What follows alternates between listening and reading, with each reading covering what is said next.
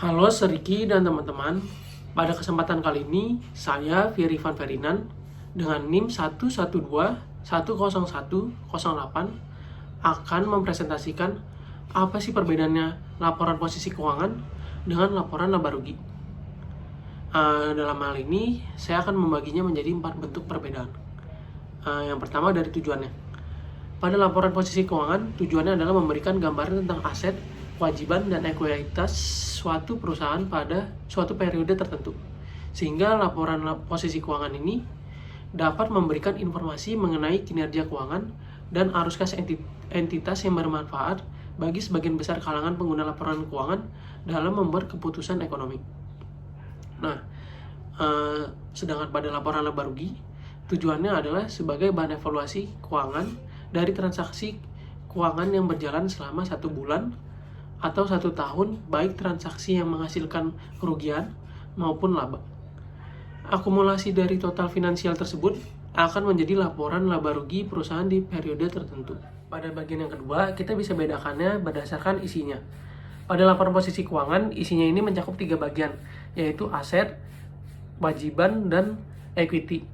Pada bagian aset ini mencakup aset lancar dan aset tidak lancar. Contohnya aset lancar itu seperti kas piutang usaha dan persediaan. Sedangkan pada aset yang tidak lancar itu contohnya seperti tanah dan bangunan.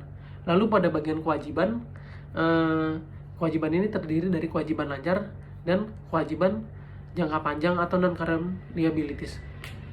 Pada bagian kewajiban lancar atau current liabilities ini biasanya contohnya itu seperti tagihan listrik dan tagihan air.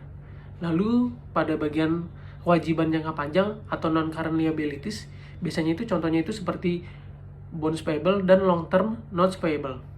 Lalu pada bagian yang ketiga itu ada ekuitas. Ekuitas ini menunjukkan investasi pemilik yang terdiri dari modal saham dan laba ditahan. Nah, lalu pada bagian laba rugi. Pada bagian laba rugi ini juga dibagi menjadi 3 bagian atau 3 isi. Yang pertama itu ada pendapatan. Pendapatan ini menunjukkan total pendapatan yang diterima oleh perusahaan selama 1 periode. Dan lalu ada bagian biaya. Biaya ini termasuk biaya operasional, bunga, pajak, dan elemen biaya lainnya seperti COGS. Lalu bagian ketiga itu laba bersih. Laba bersih ini didapat dari selisih antara pendapatan dan biaya yang mencerminkan laba atau rugi bersih selama periode tersebut. Nah, pada bagian yang ketiga ini kita dapat bedakannya berdasarkan waktu pelaporannya. Pada laporan posisi keuangan, ini mencerminkan kondisi keuangan perusahaan pada titik tertentu seperti akhir bulan atau akhir tahun. Sedangkan pada laporan laba rugi ini mencakup periode waktu tertentu seperti 1 kuartal atau 1 tahun fiskal.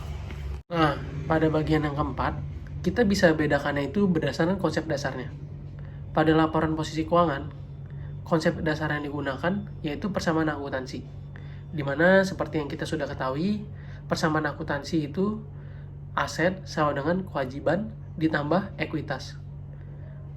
Nah, sedangkan pada konsep dasar laba rugi, konsep yang digunakan adalah prinsip realisasi pendapatan dan pengakuan biaya, di mana pendapatan diakui saat terjadi dan biaya diakui juga saat terjadi.